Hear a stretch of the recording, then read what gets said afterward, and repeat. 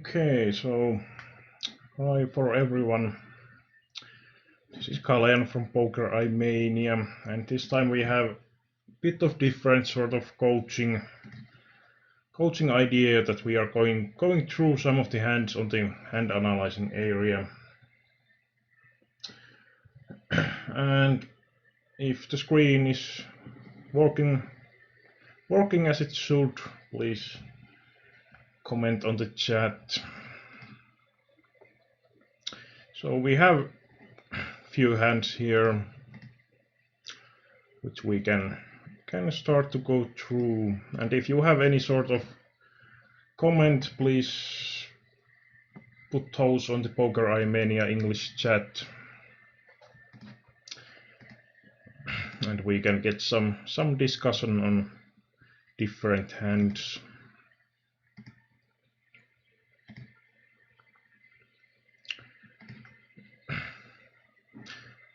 I could actually start with the hand I made myself as an example hand for this coaching. So you can read from the chat stream the explanation of the hand I have, or other people's have been written.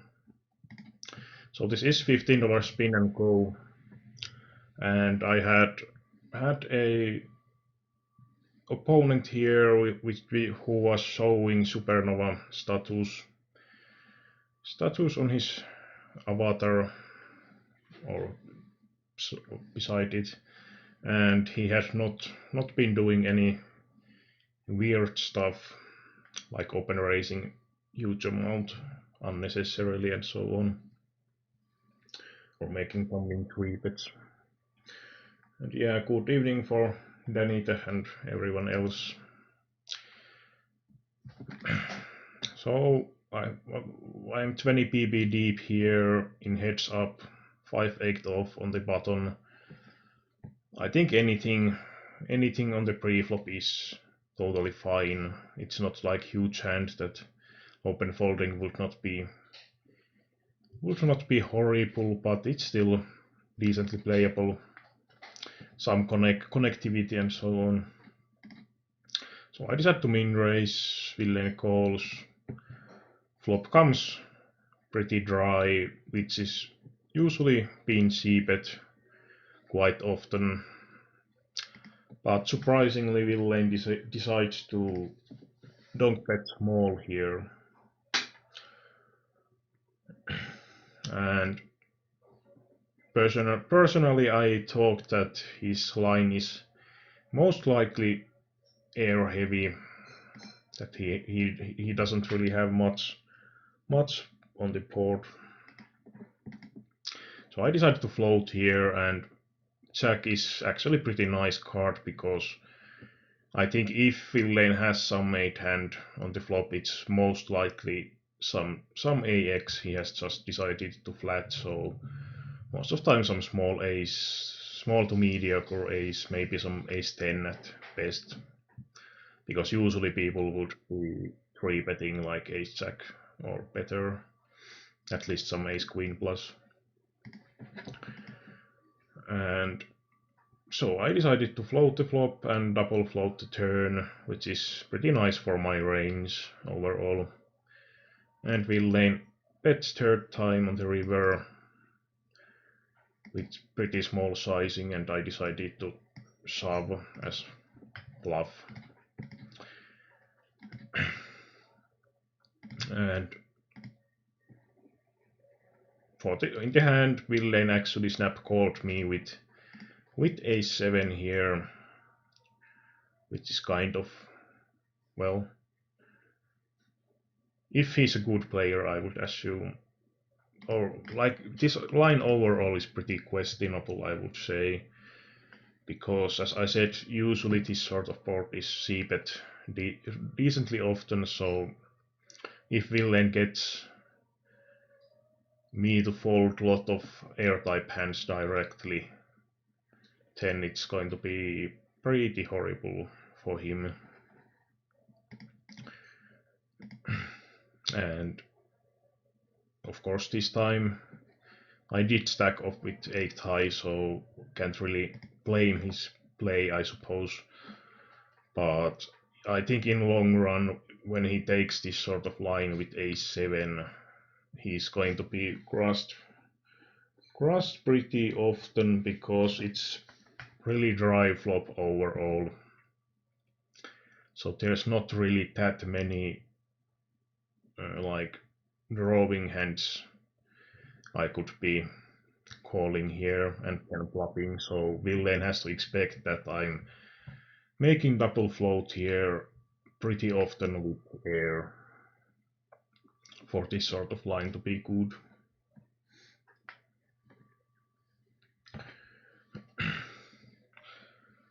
So yeah, for example, if thinking of my shoving range in the river, it's going to be basically all Jack X and pretty much ace queen, ace king or better. I do have possibly even pocket threes in my min raising range with 20 pp,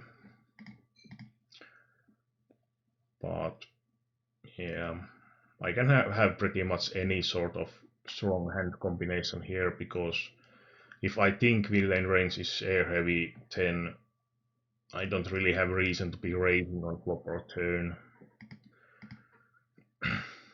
I want him to continue with his bluffs and so on.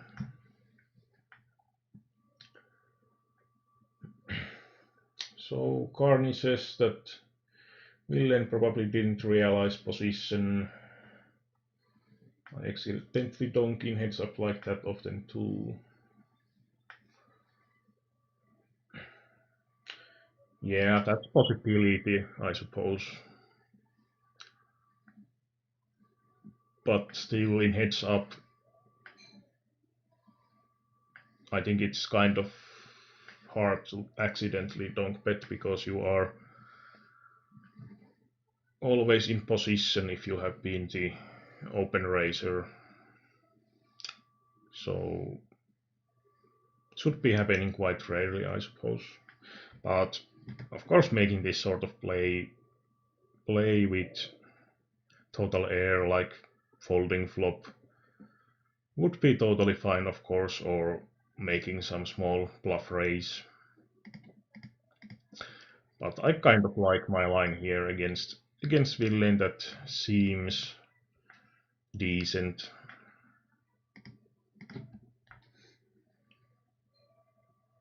And yeah, streaming on the Twitch with In Poker Imania channel for Nitschnitschste Alex on the chat.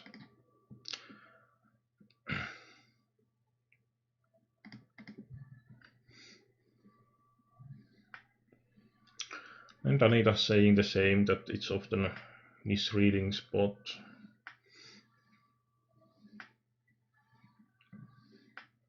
That's a possibility, but I think it should be happening quite rarely.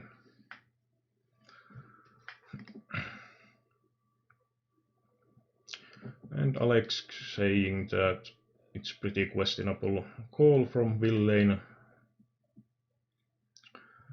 And yeah, for this 8-8, ace-8, ace-9, villain is actually splitting. So basically, if I have ace-8 here, I don't really see much of reason to be raising the river, because basically it would be to try and just get split hand to fold, and I don't really see much point in something like that, because there is still some possibility that villain does have a hand like ace-8 beaten. It's pretty small, but I just don't see much of point in that sort of play. If I want to get a high to fold, then something like king queen or something would be more suitable hand for that sort of move. But if I think villain range is air heavy, I don't really see reason to be turning pretty much any sort of showdown value hand into bluff. in this situation. And basically, when I solve the river, I either have total air like this time, or I have basically ace queen or ace king or better.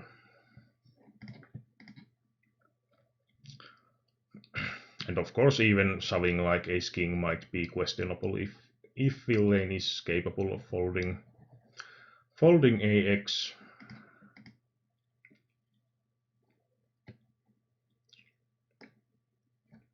So yeah, any opinions on stream followers on this hand?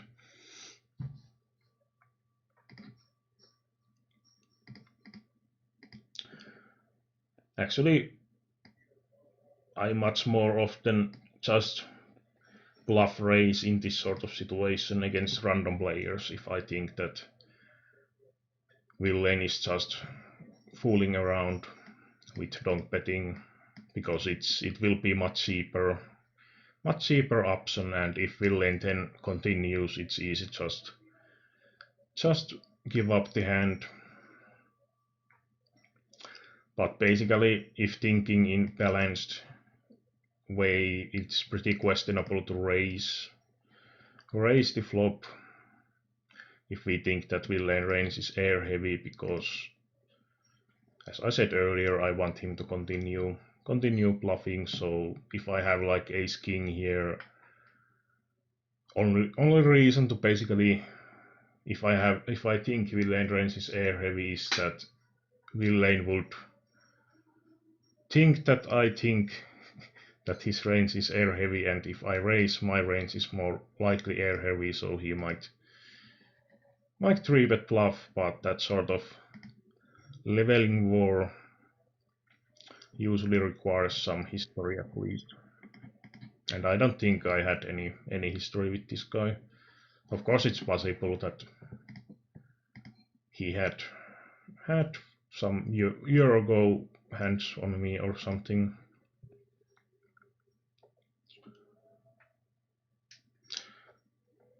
But anyway, if no comments, let's move to next hand. So I will be taking the forecoaching hands that has the forecoaching text in the title as priority hands.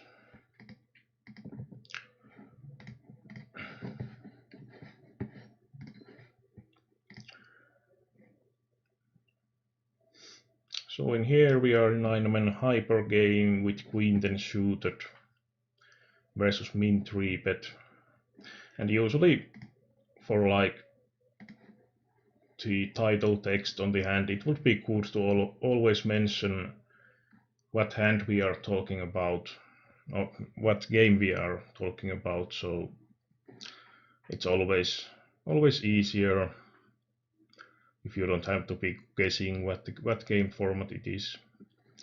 And usually you want to be telling your hand and something about what happened in the hand. So it might get from someone who is like checking the hands that might be interesting for him to check.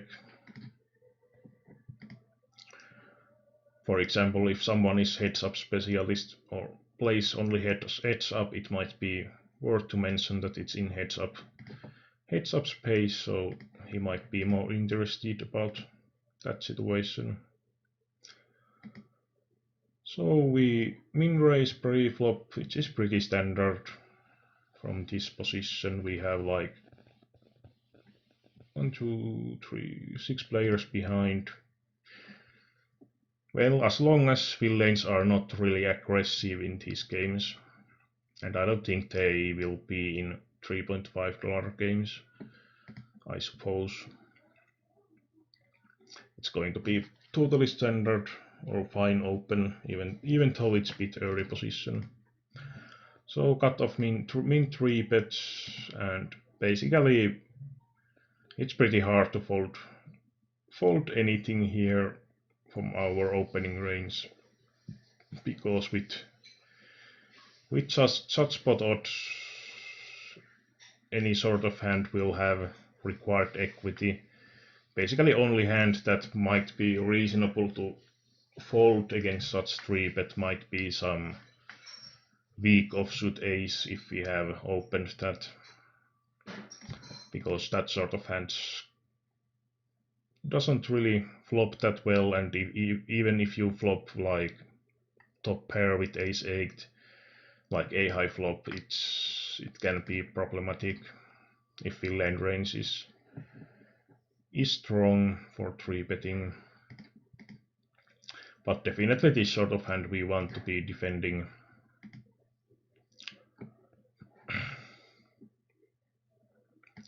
And Anita is saying that he's not sure if he should be check raising versus min bet. Well, it's even if he's using min 3-bet, it's still 3-bet pot, and our middle pair is not something I would want to be playing for stacks. And basically, if you are not ready to play for full stack in hyper format, you should never be check raising this sort of hand. Or like most of the made hands, you should not be check raising if you are not planning to play for stacks when the stacks are this shallow. So yeah, I like to plan to check call flop and turn.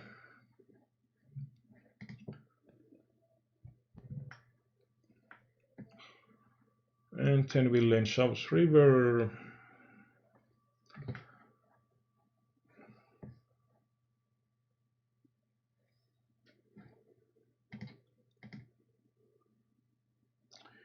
And yeah, I kind of pretty much agree with Danica here that it's pretty weird that he bet so small on the earlier streets on such draw heavy board.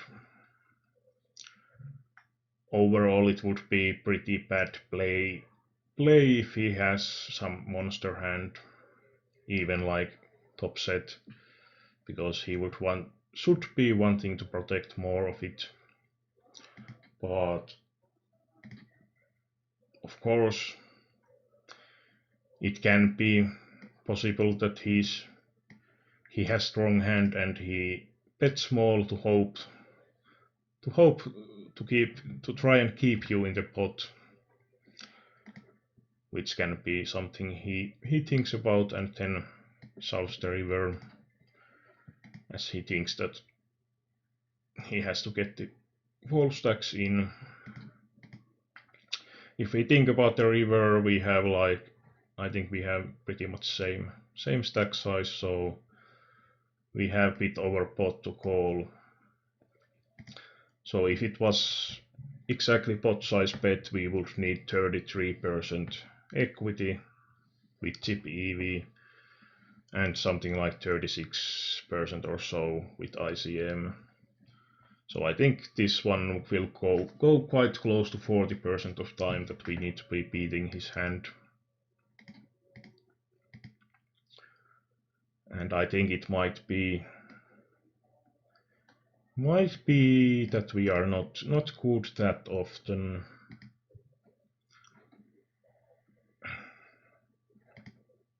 I would not hate hero calling here, but I think folding in long run will be a bit better without any reads.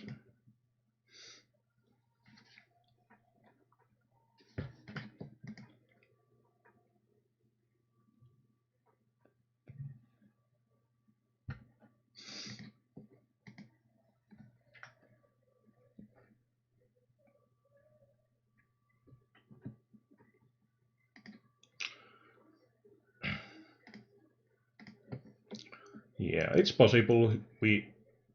I think we are decently often good here, but it's just that are we ahead the required 40% of time?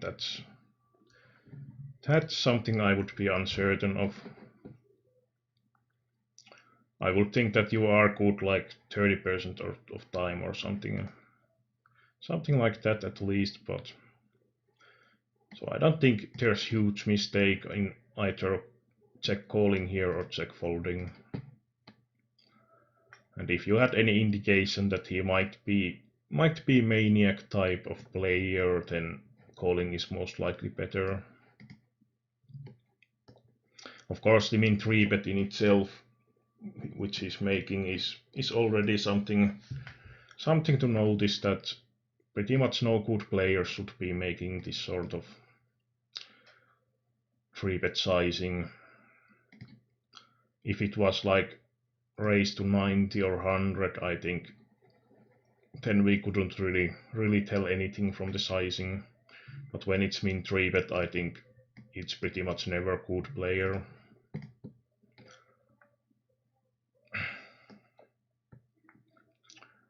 But that itself doesn't really tell anything about his range, I think. Or it might increase the probability that he has some sort of weird hand to be 3-betting.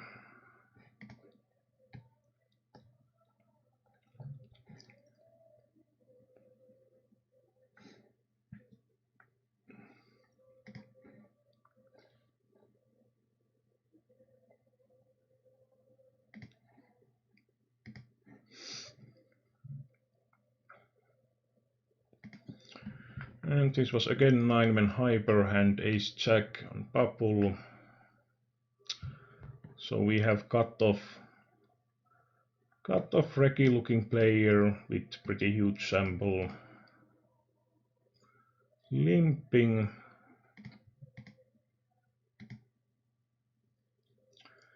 Yeah, this would be, of course he's pretty deep with the button, so if button is recreational player, then he might be scared of shoving, thinking that this player might be calling too wide. I don't think he's probably not trying to induce that often, because for his small blind and big blind it's quite obvious that he's most likely limp calling against both. So I think that could decrease the trap ratio a little bit. Of course he might have big pocket and tries to get some extra action post flop, but it's also kind of situation that when the PP is short, I think he will be, seems to be regular also, so if cutoff is shoving, I think PP will be calling really often, because he only has like 260 behind him anymore, so, or 250. So he would get huge pot odds. But yeah, it's pretty tricky situation with our third stack when he's limping.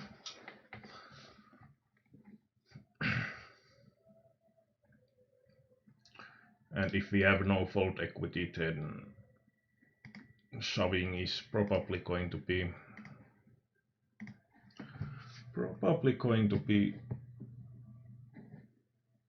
pretty questionable.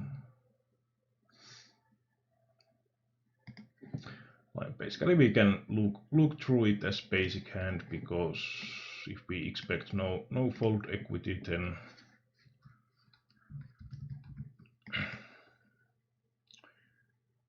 we can kind of check it as shoving situation.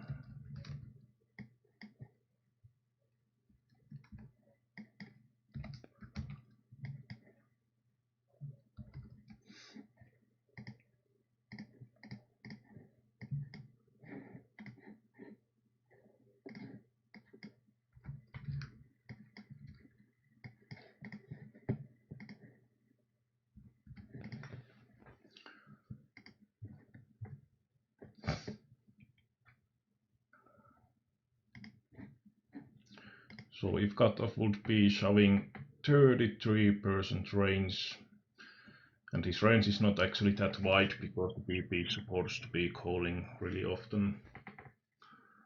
So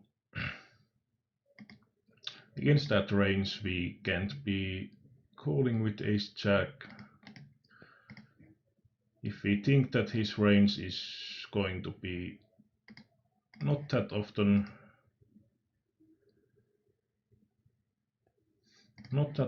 with premium stuff,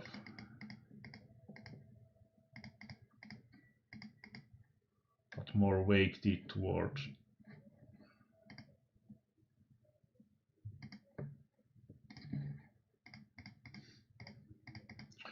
something playable, he doesn't necessarily want to be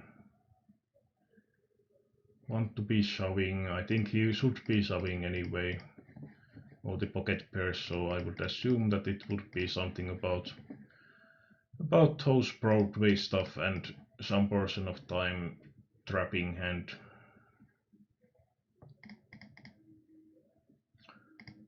So I would suppose that there is some of these decently playable hands.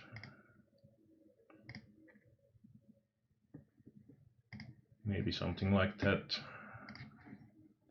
So if we would think that he shoves that sort of range, then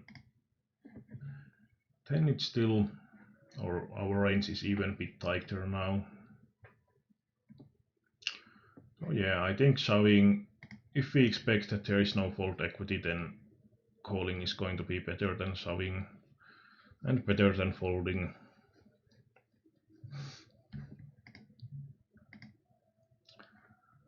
And we don't hit. No reason to be betting.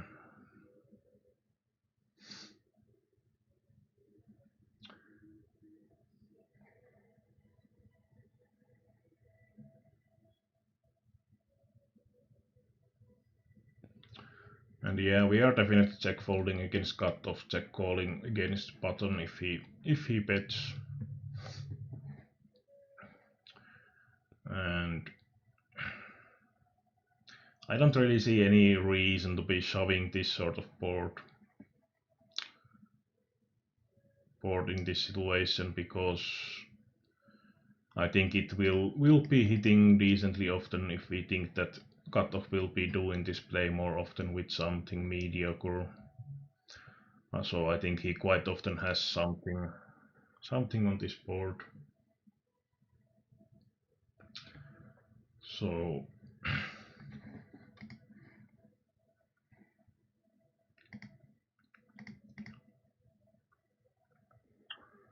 I don't see any reason to be shoving the flop.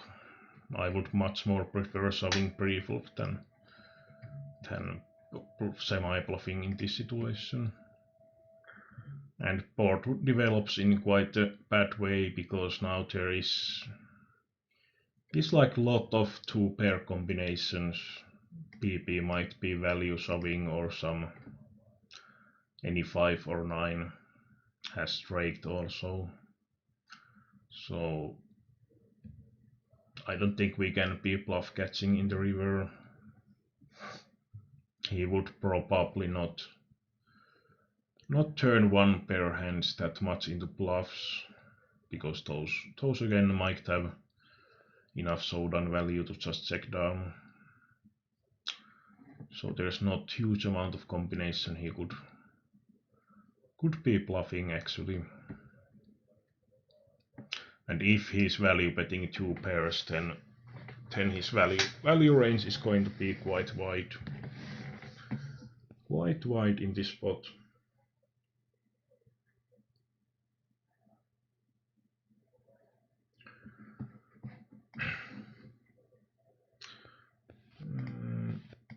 Yeah, he probably calls a bit wider, but it's not going to be a huge deal. And I think even this limping situation, it's kind of similar situation, compared that cutoff would shove and you would call, because if PP thinks that cutoff is not limp folding against you, then it's pretty much the same situation compared to cutoff just shoving and you calling. So I think it's pretty decent option to check this as shoving situation from that perspective. And as said, in my opinion, this will be the optimal line for post flop. Check, and fold against his 250 bet. But if we expect even some fold equity for our pre-flop shove, then the shoving is probably going to be better. But he pretty much should not be folding. Of course, your range should be really strong if you do shove, but he's getting pretty great pot odds anyway. And even if he loses, he still has pretty decent stack to continue, or that he's clearly ahead of the small stack anyway. And he shouldn't really be limping total crap in this situation.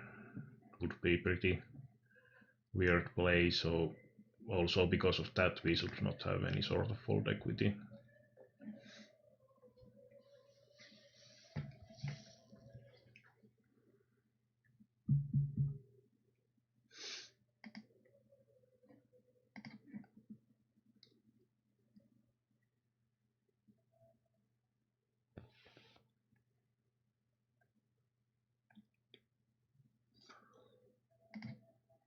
And here we have big houses, 180 man king jack suited. So hero is UTG.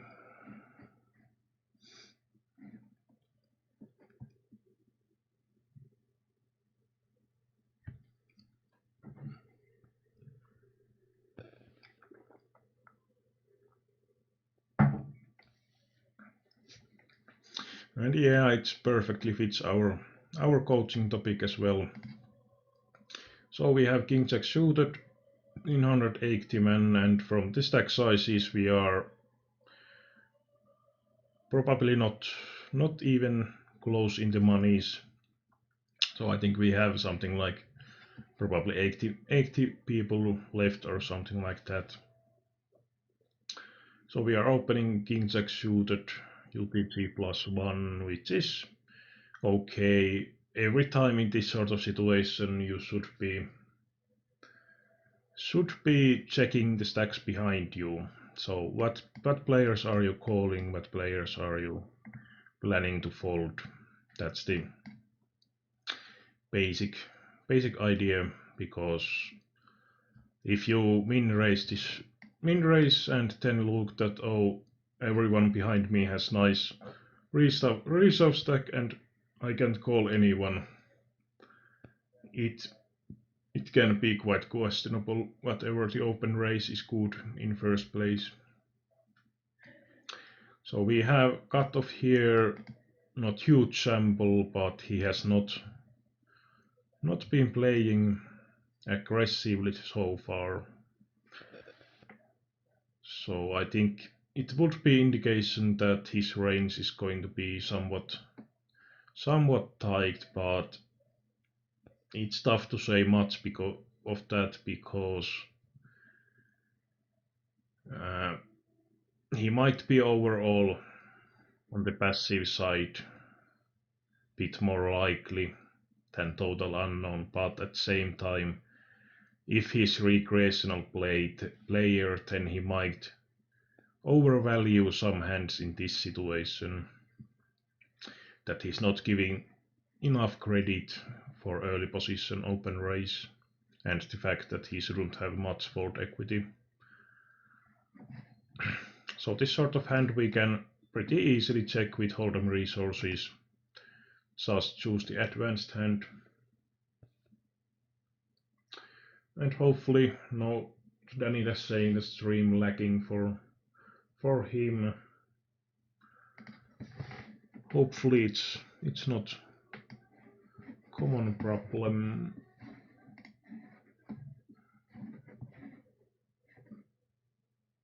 Well, if you do have some problems, please comment on the chat. So these stack sizes are not actually that important to be exactly right.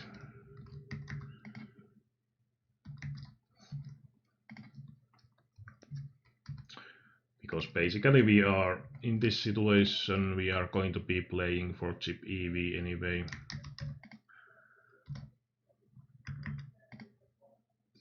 Because we are pretty far away from the monies.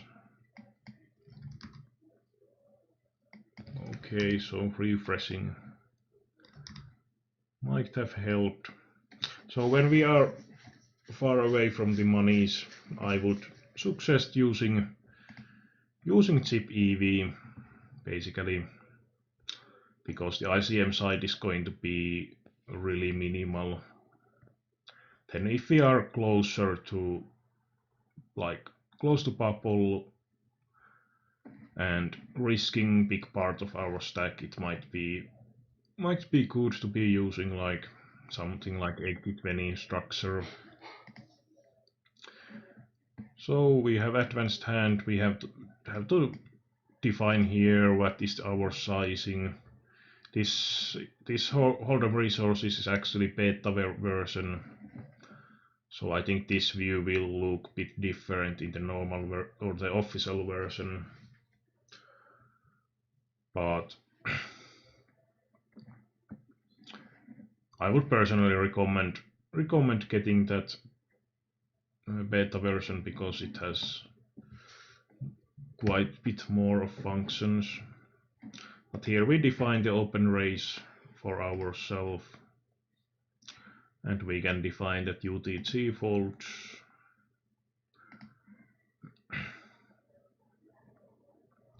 And then just run. And when there is quite a few players, it will take some time.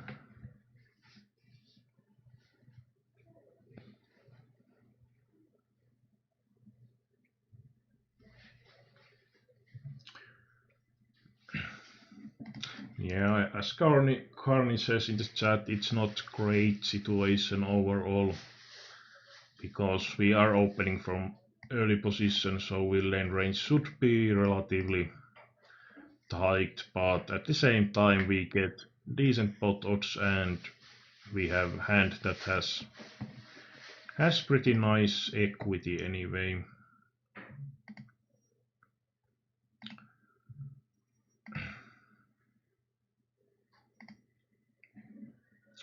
So if we think that win lane is shoving 12%,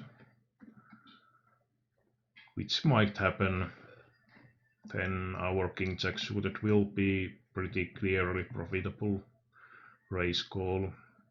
And there is also something to notice is that there is anti in play, so basically if we think about it, there is going to be 160 from the antis, and if we move those to the blinds, there will be like the real big blind in anti-adjusted will be around 300 or bit over that. So in a way we are just 7 pp deep against cutoff, and if you think from that perspective, then raise folding becomes a bit problematic. So if he's shoving this sort of range, then we should be definitely, or this sort of range, we should be calling. We can look through that range versus hand. That how tight this range needs to be to make it minus EV, and it's pretty tight, so it's around 7.5%.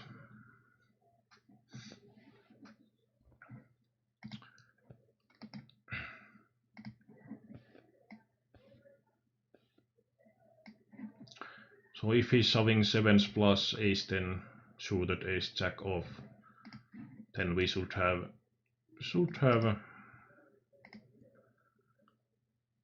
well break even call with king jack suited. And basically I would say that king jack suited is going to be better than king 10 suited, but it's just that with this exact combo king jack suited is going to be more often dominated. So anyway, villains need to be basically around this range or tighter for us to be folding. And as I said on the start, that I think even if the player has been tight or passive, he might overvalue some of the hands against early position raise, because it's quite common that recreational players don't really have positional understanding, that they might be shoving same sort of range whatever the open comes from early position or mid position.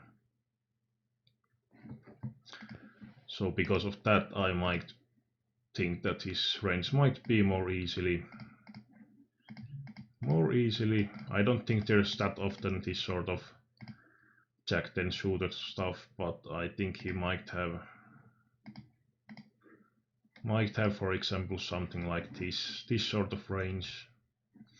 There is some of the pretty looking hands and some AX. I think it's quite common that people will overvalue AX, so it might be even a bit wider and big part of the pocket pairs. And if that's the case, then king jack suited will be clearly profitable.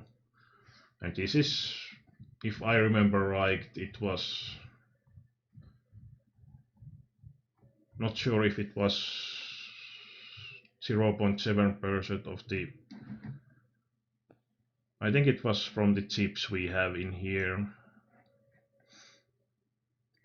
because it was in a different way in web calculator. In Hold'em resources page, it was for the big blinds or something like that. But anyway, so I think it's questionable to be raise folding here. It's probably not huge mistake either, anyway, but I think really often raise calling is going to be better against this sizing, this stack size. If he had like 2-3 BPs more, then raise folding becomes kind of standard. But yeah, there was some example use for the Hold'em resources calculator as well. And this is pretty nice, this plot function here, that we can define like this sort of range versus hand equities. Pretty much I haven't used these other ones, so might be use good functions as well.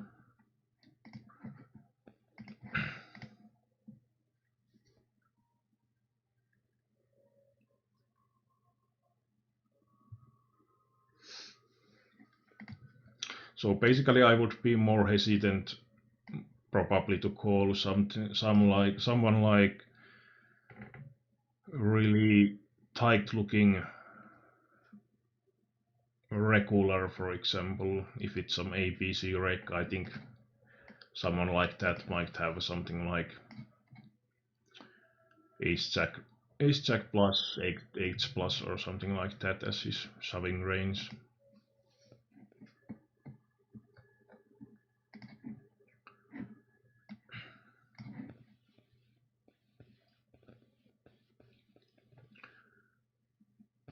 And in here we are in heads up.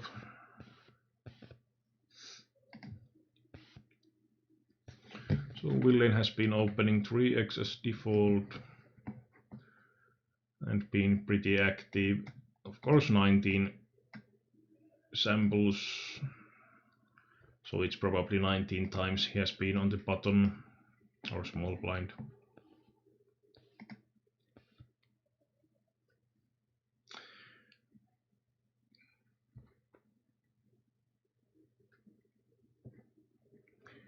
And we are 30 pp deep, so I don't really like myself to the idea to shove. Of course, we have indication that he's active, but at the same time we are risking bit too sizable stack in my opinion. Like if we have 20 pp, I think shoving is fine, totally fine. And basically when we lane opens 3x, it will tighten our profitable calling range because the pot odds are going to be weaker, and also post op becomes a bit trickier in a way that the pot will get so much more easily in size that we are playing for stacks basically. But I think king 9 off would be best to just call here still, because it has decent playability. But for example, something like king 6 or offsuit or something like that, I would pretty much never flat call, and usually not 3-bet either.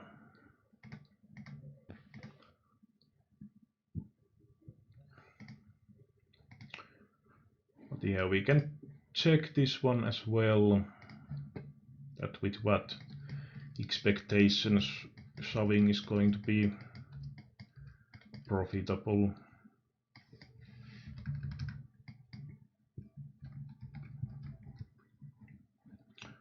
And when we are in heads up, it doesn't really matter what the price structure is, but it's always chip EV, of course.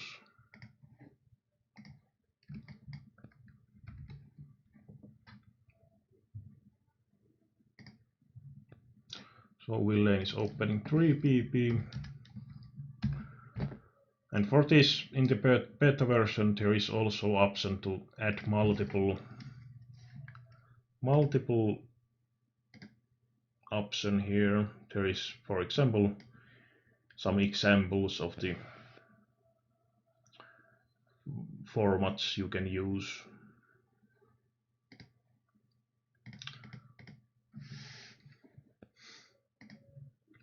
So opening 3 pp.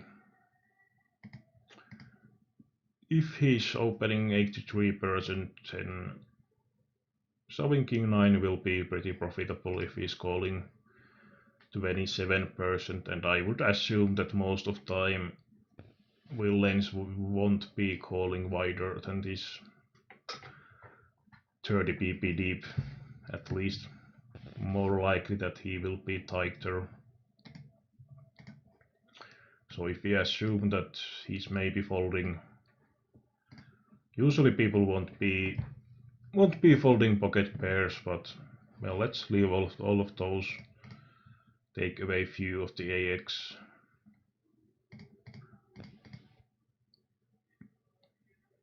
Let's say something like that.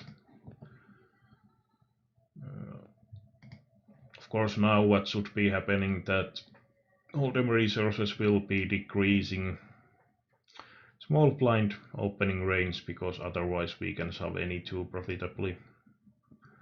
So now it tightens into 66%, which is pretty close of our small sample data here.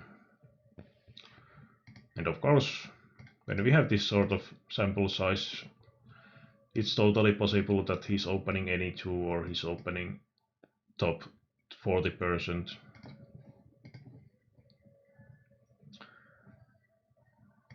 Or like not any two, but possibly close to that anyway.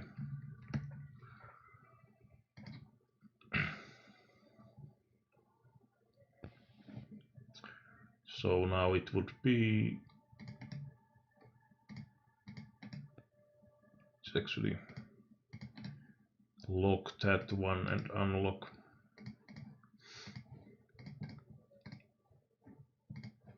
I think we will get a bit more meaningful data.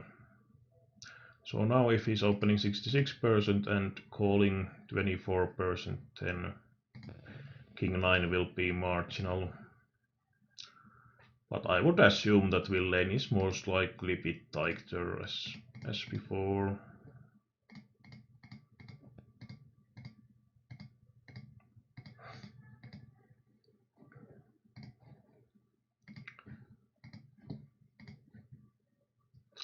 So I think shoving can be okay here, but I would prefer calling when we are 30 pp deep. Because as always we have, or often we have, pretty small sample as well, so whatever shoving is good or not will depend a lot on his tendencies. So it can be okay, it can be quite quickly minus EV as well.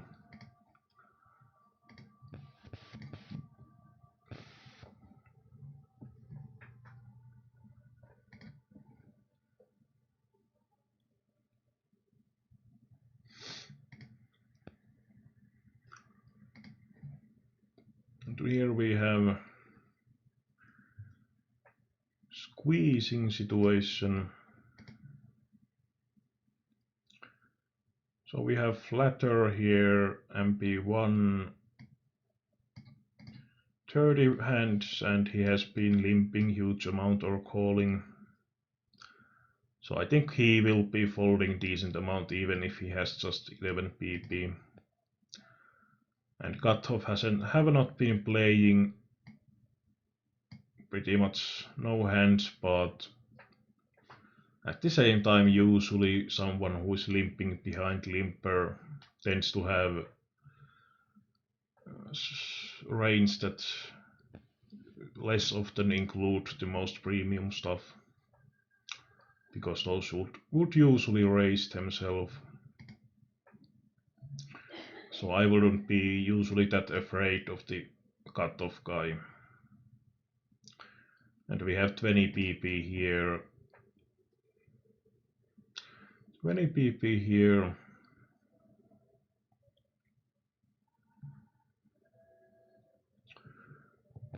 And Carney says that with 6's minus he would limp, and these bit higher ones wants to play more aggressive. And yeah, I pretty much like the shoving line here. Raising small would be something I would pretty much never do with hand like this, because you want postal playability with the hand. So if I had King Jack suited, for example, I would be much more happy to raise to like 4 pp compared to pocket 7s. But I think shoving here when there is already like 3.5 pp from the plus on ante, so there is pretty sizable pot already. And the first limper, who is usually the one we are most concerned about, is pretty limp happy guy, so he's folding decent amount. And even if he calls with something like King Jack suited or something, then it's pretty nice spot for us overall with the dead money theories. And as said, cutoff usually doesn't have the big hands to call with, and PP has random hands, so it's not huge deal even if we are 20 pp deep against him, because he will pretty rarely have the hand to call with. But in here cutoff will be calling, and usually I would assume some pocket pairs. Fizzy players can be overvaluing even like pocket deuces in this sort of situation. Of course sometimes he might have something like the 8, 9s, 10s maybe, and 10s possibly some something like king queen or ace 10. But those are again kind of situation that even if sometimes he will be calling with two overcard hands, there is decent amount of dead chips in the pot, so it's not that horrible. And when it's 40-80 and we are 20 pp deep, so I think this is still relatively early play overall. So it's not that horrible from ICM perspective either to be flipping. And this sort of hand is possible, of course. Obviously it's really bad play from his part basically, because basically best option is going to be that he's flipping against pocket pair like this. And decent amount of time hero can have something like big AX, for example.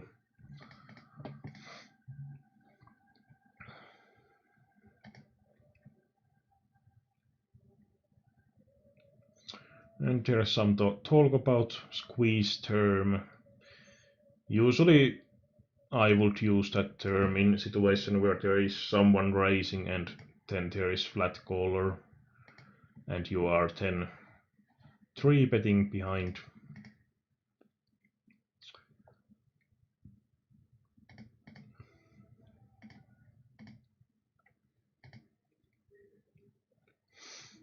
But yeah, that's not really the important part. I like to play here with shoving pocket sevens.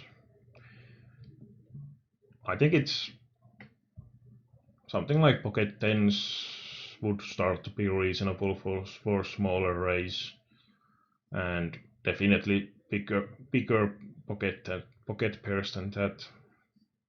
And then some smallest ones like pocket fives or smaller would be pretty nice to just set mine here.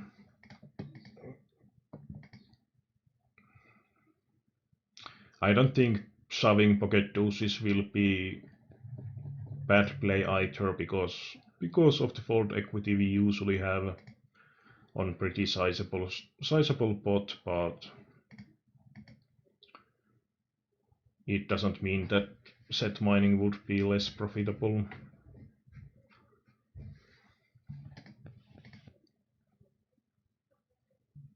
But with pocket pair like this, it starts to be good also on the part that someone can be calling with smaller pocket pair.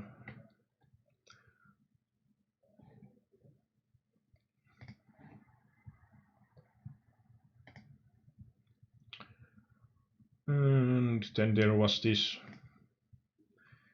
10-9 off,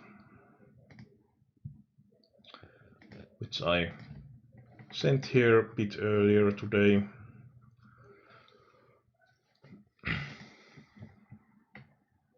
So we are in the $15 9 man.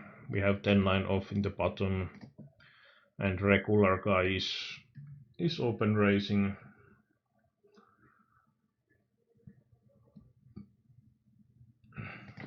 Open raising from cutoff, so I assume that his range is going to be relatively wide here.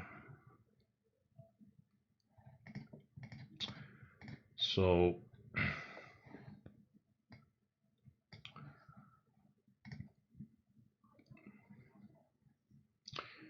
decided to make kind of loose 3-bet from position, because it will be putting Will Lane into quite awkward situation, and I think that most regs who are playing like $15 or smaller are not that familiar with situations like this, that they might be. I doubt he will have like 4-bet bluffing range in here, and might give too much credit to 3-bet anyway. But he does call here, and we end up into pretty nice flop for my hand. Would you guys be c-betting this board? Or the flop?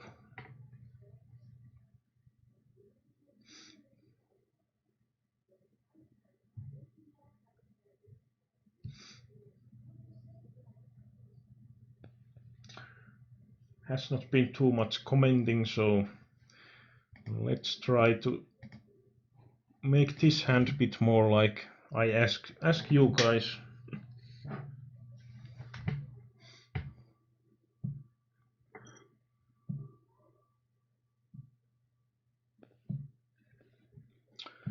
Carney would c-bet. What sizing would you use?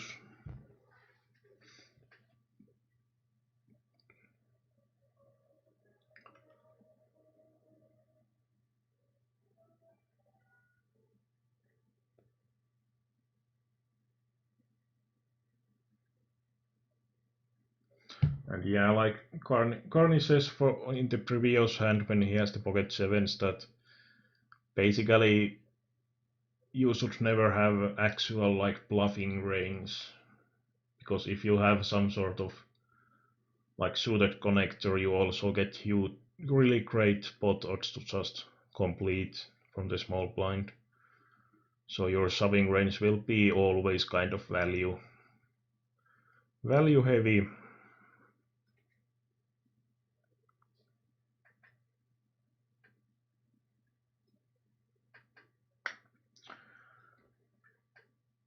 And yeah, as Danita says, this that not sure on flop, usually I don't get in that kind of spot, as I'm usually not 3-betting that pre-flop. Most of time, of course, I'm not 3-betting this either, but basically it's a way to attack someone who is open raising wide from late positions. So of course you can argue that it's first blind level, so what's the point to get into this sort of situations in the first place? But basically, if there was no antes, I would actually be much more rarely doing this sort of plays. But with the antes, there is some additional value in the pot, which will usually widen regulars openings as well. And basically, the one side of this sort of line is also that it makes your 3-bets less transparent, because if you are only like 3-betting for value with like something like ace jack or 8 plus or something, then it will be really good for villains to just play really tight for your 3-bets. But if you add some of these semi-bluff type of hands, then it will be a bit more trickier for the villains to play. And also against some regulars who are going to be playing back, you will get more easily value for your premium hands as well. So I think there is some merit in doing these sort of moves. And 10-9 in a way is sort of hand that I don't think it will be profitable to be just calling pre-flop. If it was suited, I think calling would be pretty standard, because it will be playing better in multi-day pot. But I think with 10-9 off, if we want to be playing, I think 3-betting small is the optimal line. And I would never do this sort of play against recreational players, because I don't assume much of fold equity.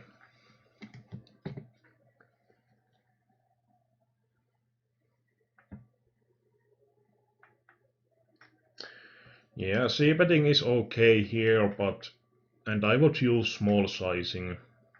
So I think half pot is actually kind of too big for a 3-bet pot on this really dry flop. So I think something like 180, 160 would be pretty much the maximum, and something like 100, 120, 130 would be, in my opinion, kind of the minimum sizing. So something around that 150 would be okay to see bet. But one of the problem is that from what hands we get value if we do see bet. I actually give quite much credit for Will Lane range when he does actually call. So I don't think there's actually that many combination that would connect with this flop. So I don't see that much 10 jack, 10 8 type of stuff here.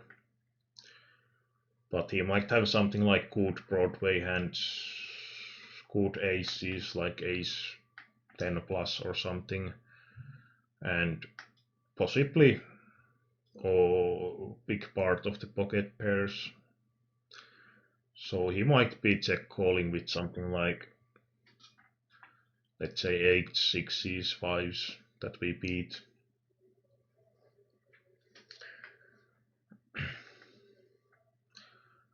So of course he can also call with like ace, some of the bigger aces as well.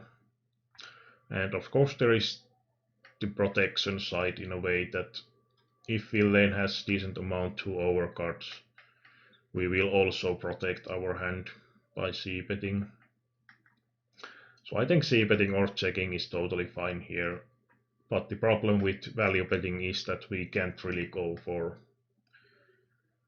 multiple streets usually. I think most of the time if we bet flop bet turn we will be folding with this assumption we had on the Will Lane. We are folding pretty much every weaker hand from his range, I would suppose. So that's why I went for checking here.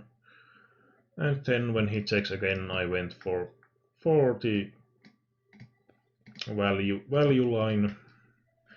And in river I could also value bet. Of course like 10-8 completes for example, but I don't think Will Lane assumes I would have hand like that anyway. And something like pocket sixes got here, but basically the question is that can we get value, another street of value from like ace queen type of hand or something like pocket fives. And I wasn't really sure of that, so that's why I decided to just check behind.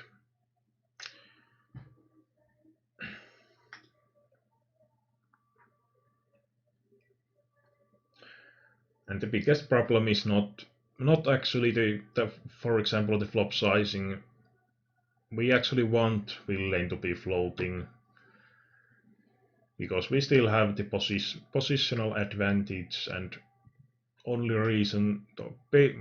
main reason to c-bet flop is going to be for value. So if we choose sizing that will decrease Will Lane frequency to continue with weaker hands, then it's going to be pretty bad overall.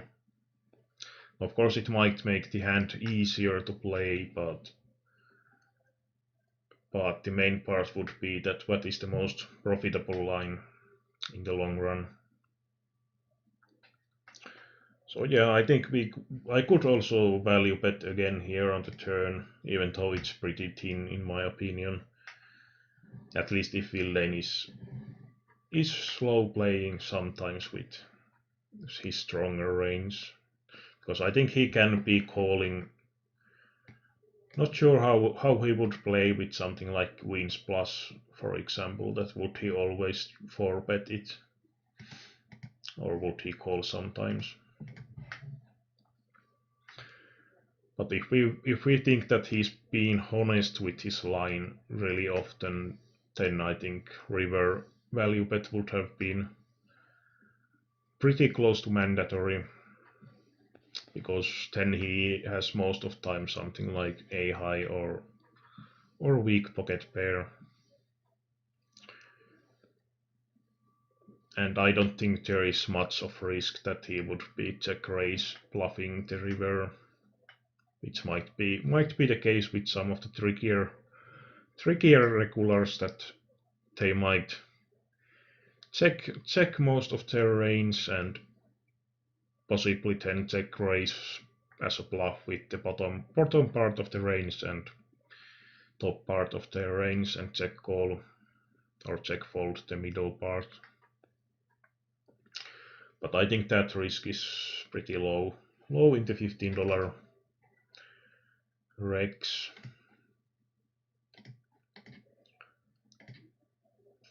But basically, if villain is capable of that sort of move, then we should be much more hesitant to be making thin value bets in the river.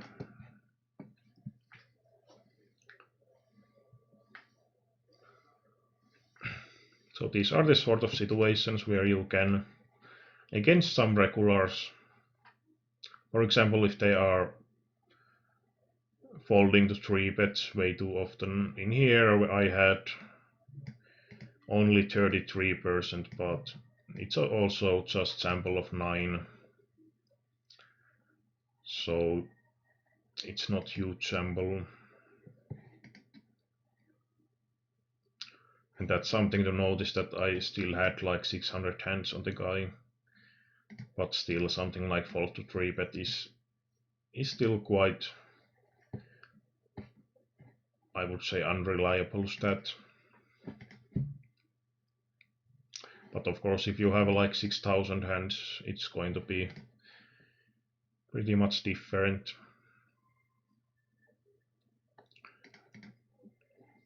And of course, even so, it might be that villain is playing different against you compared to overall field.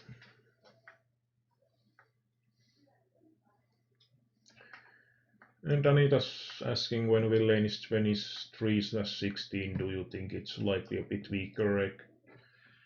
Well, I don't think you can. I think it's still pretty like close to each other of the VPIP and PFR, so I don't think you can be making assumptions from that.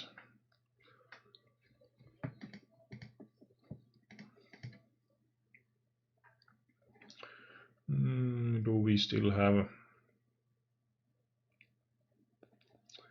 There was this $1.5 45 men final table bubble.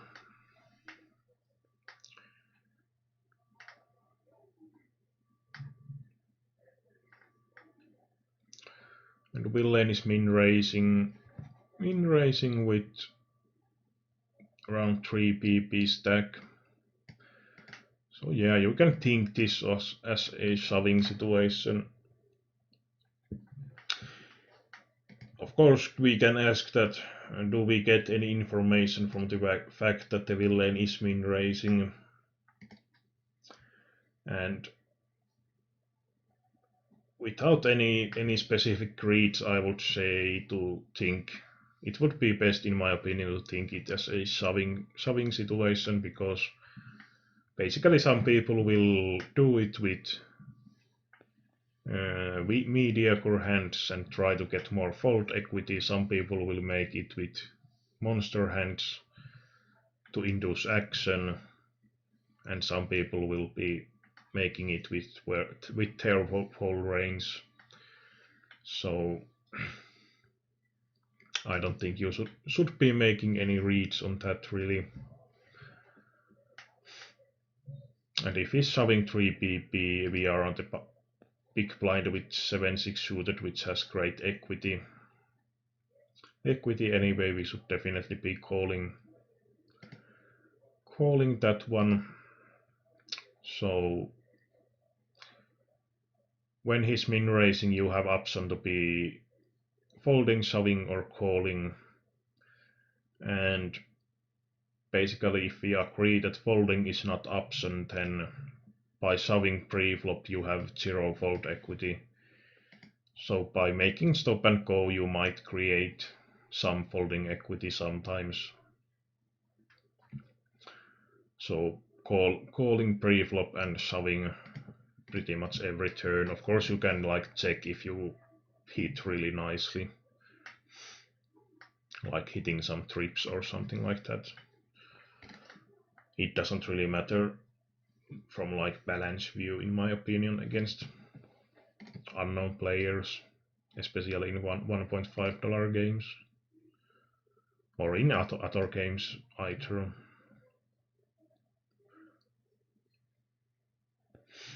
And yeah, you have calling range here against so I assume.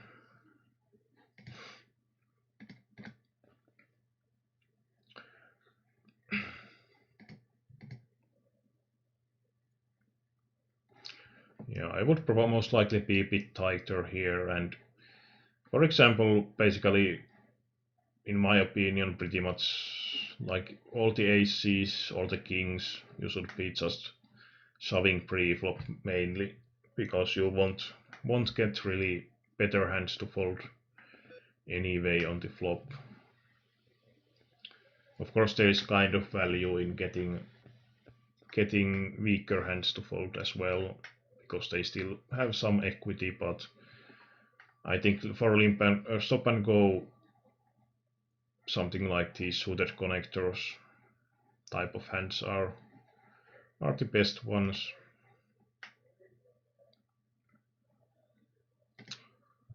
And yeah, Danita's saying about stop and go as well. And yeah, definitely you shouldn't be folding 7-6 suited type of hand, because it has such great equity compared to pot odds. Because you have like 2000 to call for pot of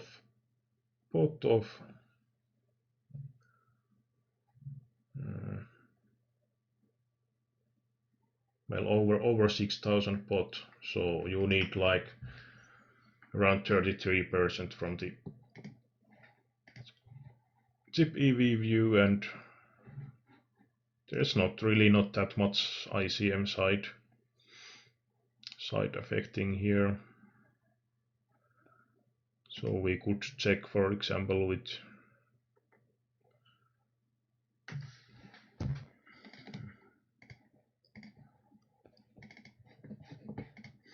Equilator.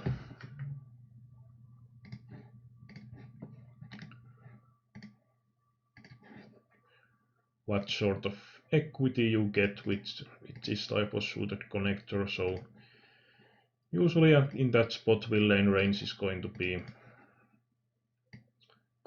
somewhat wide.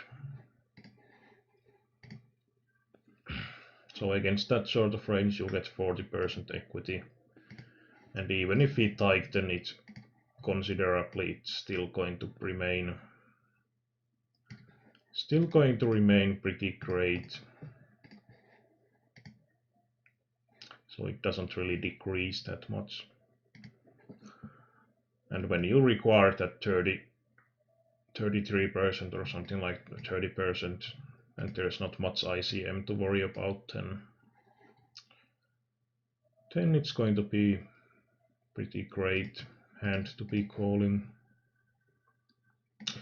And basically, when analyzing with Hold'em resources, I would go with something like 80-20 structure when we are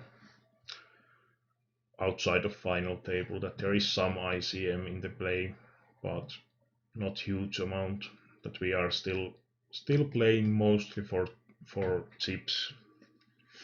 And basically you can also think about this sort of situation, that in this situation you don't have much of ICM overall, but if it was situation that you had 12,000 stack and UTG would be the one for example, shoving, then you would have some additional ICM side to worry about, in a way that risking big stack in this situation is going to be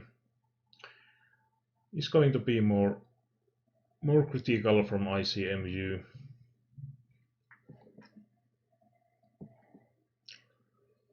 That we can go in a way closer to what it would be in actual final table compared to this sort of spot.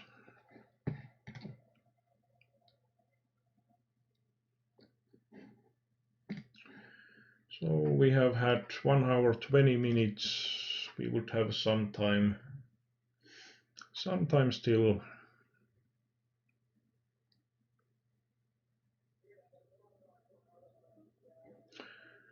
We can also go through some of these hands that have been sent earlier. So in here we have final table of 180 men, ace king in early position.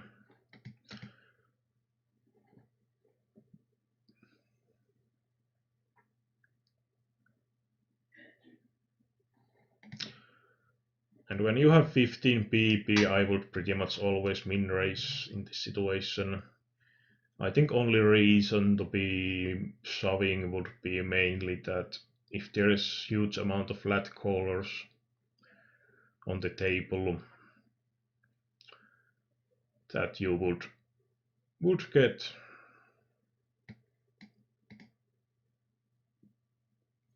in kind of tricky situation, and by shoving you would more often maybe still get calls from too wide ranges, but would prevent some ugly post-op situations. But basically outside of those call happy table, I would always min raise, because you will usually induce more action that way. And even if like PP flat calls you, it's not such bad situation when you are in position with ace king. And for example, if you min raise here, PP calls and flop comes something like this, it would be pretty decent board to just check behind. Basically because I think c-bet folding would be kind of questionable if villain is not then playing pretty straightforward. And in here you small blind did go for practical shove with king 10 suited, which is going to be pretty great. And you probably, if you shove here, hand like that would be folding most of time. Basically, if in this situation stack size is like 12 pp or less, I would probably most of the time go for shoving, and if over that, I would be min raising, because when you get closer to 10 pp, it can look more of trap heavy range when you min raise with that shallow stack, and you also get into kind of unnecessarily nasty post-op situation if you get called, because then you have like, if you have 10 pp min raising and for example pp is calling, it's going to be that you have a bit over pot behind. So most of time you should not be giving up on the pot, even if not hitting.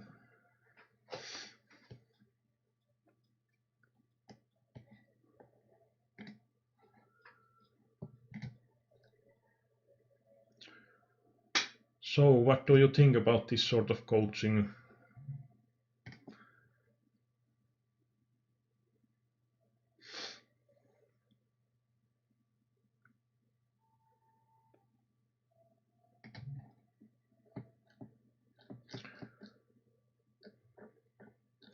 Yeah, for the hand posting, that if we have this sort of This sort of hand, compared to some we have seen earlier, it's going to be quite tricky to read these histories, so that's why it would be good to follow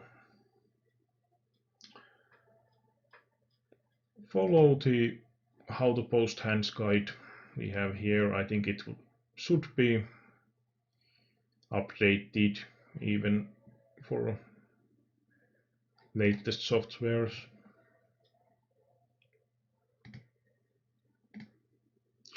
But yeah, I think we went now through the hands of the latest hands here, and we have had 1.5 half hour